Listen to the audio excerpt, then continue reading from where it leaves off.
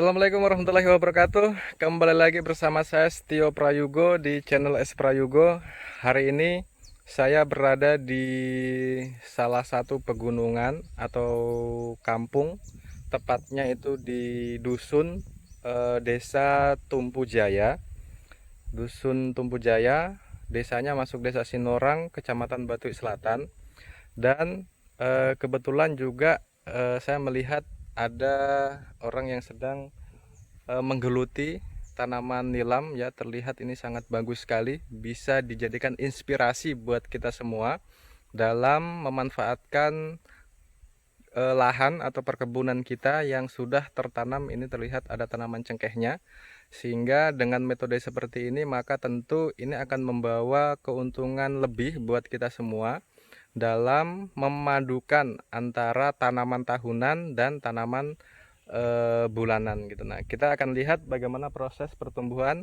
Jadi ini terlihat ada dua fase ya. Ada yang sudah dibuka cabuknya dan ada yang sementara di tanam dan masih belum dilakukan buka cepuk. Nah, ini adalah tanamannya sahabat-sahabat petani nilam di seluruh Indonesia. Jadi di dusun ini ya, di perkebunan ini memang sudah banyak orang yang awalnya belum menggeluti tanaman nilam. Jadi tanamannya itu hanya cengkeh gitu. Jadi banyak, ada berapa hektar di wilayah sini itu yang sudah ditanami cengkeh, dan di antara tanaman cengkehnya itu belum dimanfaatkan untuk ditanami tanaman lain gitu. Nah, sehingga perkebunan cengkehnya itu di sekitaran tanaman cengkehnya itu banyak tumbuh rumput gitu. Nah, sehingga tentu dalam 6 bulan sekali itu membersihkan rumputnya agar supaya proses pemanenan ketika masuk musim panen cengkeh itu akan mudah gitu. Nah, tetapi berapa tahun terakhir ini karena tanaman nilam sudah ramai diminati oleh masyarakat di wilayah kami, sehingga untuk memanfaatkan sela-sela ya, bukan ini, di antara tanaman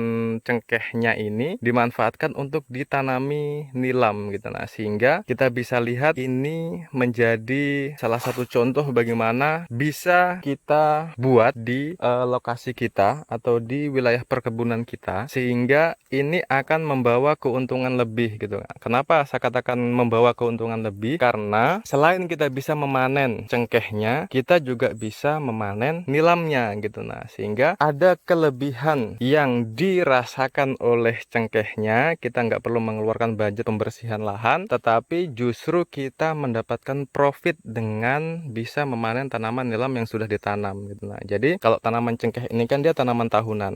Nah, tak lama lagi ini akan panen. Nah, ini sudah terlihat ya, ini sudah terlihat ada mulai muncul buahnya seperti ini. Ini saya yakin akan double kick ini orang ini. Keuntungannya lebih besar lagi. Tidak hanya fokus di tanaman nilam saja gitu. Nah, jadi yang menjadi tanaman intinya adalah cengkeh, tetapi di antaranya ada tanaman nilamnya. Nah, saya yakin nanti ini pasca orangnya memanen cengkeh di tahun ini dan 5-6 bulan ke depan beliau akan memanen nilamnya gitu. Nah, jadi kita bisa prediksikan ya, kita bisa hitung berapa keuntungan yang diperoleh tuan dari pemilik lahan ini. Nah, sehingga ini bisa menjadi spirit buat kita kalau misalnya punya lahan di pegunungan bisa memakai metode seperti ini. Dan nah, sana terlihat itu adalah tanaman yang sudah dibuka cepuknya ya. Ini tanaman yang sudah dibuka cepuknya dan 90% hidup semua sahabat-sahabat. Nah, jadi sangat bagus kalau misalnya kita bisa meniru apa yang dilakukan oleh pemilik lahan ini. Nah, ini terlihat sudah dilubangi terlebih dulu ya, sudah dilubangi terlebih dulu, sehingga ketika cepuknya sudah selesai yang di sebelah sudah dilakukan buka cepuk, maka akan dilanjutkan di lokasi ini gitu. Nah, untuk yang di bawahnya ya, kita bisa lihat ini yang sudah tumbuh nilamnya ya. Jadi sahabat-sahabat semua, ini bukan rumput, ini bukan gulma yang menghalang proses pertumbuhan dari pohon cengkeh, tetapi ini adalah nilam yang tidak lama lagi siap untuk dipanen. Jadi bagaimana? Ini sangat menginspiratif atau seperti apa gitu. Kalau saya sih keren karena ini yang pertama bisa, kalau misalnya ya lahan lahan kita itu tidak dimanfaatkan atau hutan, kalau misalnya ditanami cengkeh seperti ini, harga jual dari lahan itu juga akan lebih tinggi dibanding dengan lahan yang masih hutan dan kita biarkan tidak dimanfaatkan untuk ditanami tanaman apapun. Nah, sehingga ini bisa dijadikan contoh untuk meningkatkan harga lahan kita yang bongkor ya, yang tidak termanfaatkan itu. Tebang aja, paras aja, bersihkan, kemudian tanami cengkeh dan biarkan. Nah, itu dengan metode seperti itu aja saya yakin harga dari lahan kita itu sudah lebih tinggi dibanding dengan yang lahan masih berbentuk hutan. Dan saya yakin keuntungannya akan 2 kali lipat yang diperoleh dari metode yang saya katakan tadi. Dan kalau misalnya tidak dijual menggunakan metode ini lebih lagi keuntungan yang diperoleh. Sehingga sisa pilih pakai metode bagaimana untuk memanfaatkan lahan kita yang lokasinya di pegunungan. Misalnya ya, yang di sana itu di sebelah tanaman cengkeh ini masih hutan ya. Jelas harga per hektarnya itu akan lebih tinggi ketika itu dibongkar, dibersihkan dan ditanami cengkeh ya, dibanding dengan lahan yang masih bongkor seperti itu. Kasihan. Kita cukup mengeluarkan modal sekitar 3-4 juta aja, lahan itu harganya sudah 2 kali lipat dibanding dengan tidak ditanami apa-apa gitu. Nah, tapi saya juga tertarik dengan tanaman cengkehnya ini, sangat bagus sahabat-sahabat semua. Ini tidak lama lagi ini sudah dipanen, karena kalau lama dipanen ini akan membengkak dan tidak bisa dijual kalau dia sudah membengkak seperti jari jempol kita yang sudah bengkak sekali seperti itu. Nah, seperti ini sebenarnya ini sudah bisa dipanen ya. Ini sudah bisa dipanen karena ini kalau lama dia akan pecah pucuknya ini dan akan muncul bunga. Nah, kalau sudah begitu nggak bisa dipanen. Jadi bagaimana sahabat-sahabat semua, apakah ini sekali lagi saya katakan menginspiratif buat kita semua atau ini salah satu metode yang salah gitu. Jadi kalau misalnya ini menjadi salah satu metode yang salah, tolong ayo kita diskusi. Kalau misalnya ini menjadi salah satu metode yang bermanfaat, monggo bisa ditiru di lokasi kita masing-masing. Baik, kepada sahabat-sahabat semua,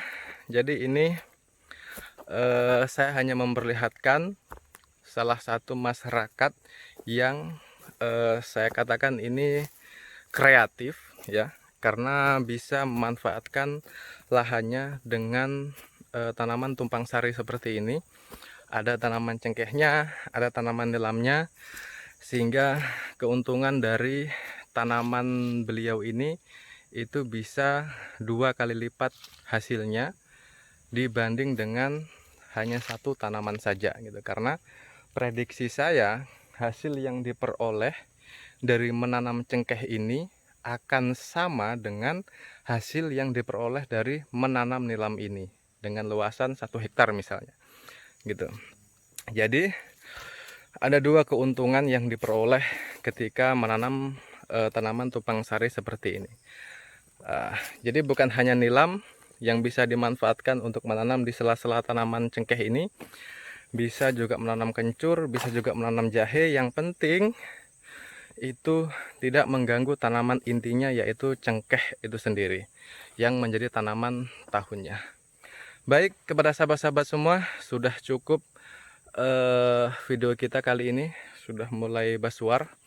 Jadi saya akan melanjutkan di kebun saya. Kebetulan juga saya lagi panen. Jadi panennya bukan panen nilam, tetapi panen kelapa sawit. Nanti kita akan lihat bagaimana proses pemanenannya dan bagaimana proses buah yang diperoleh pasca kita kemarin sudah melakukan proses perawatan mulai dari penyemprotan, pruning, dan pemupukan itu sendiri. Baik, terima kasih kepada sahabat-sahabat semua petani di seluruh Indonesia.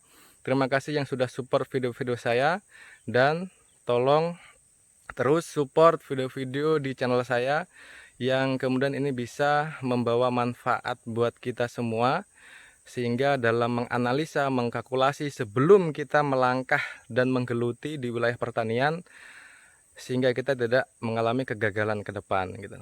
Baik, terima kasih. Saya Setio Prayogo. Mohon maaf kalau ada kata-kata saya yang salah. Tolong dimaafkan. Salam petani nilam Indonesia. Wassalamualaikum warahmatullahi wabarakatuh.